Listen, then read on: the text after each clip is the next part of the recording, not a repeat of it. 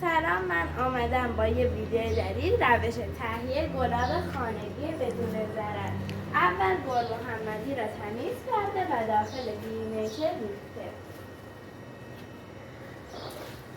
طوری باید آب بریزیم که روی گل محمدی را بپوشاند و سر دیگنیچه را میبندیم.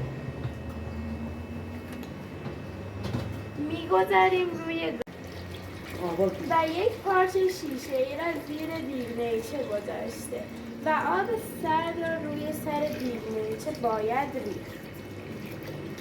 آب که گرم شد باید به کمک شیر دیگنیچه آن را عوض کرد و دوباره آب سرد ریخت. به همین راحتی گلاب خانگی ما آماده شد. می رویم سراغ تست. ما با گلاب هایی که درست کردیم شربت درست کردیم. هم میزنیم. شروع. چه خوش عطر و بو است. خیلی دوست دارم.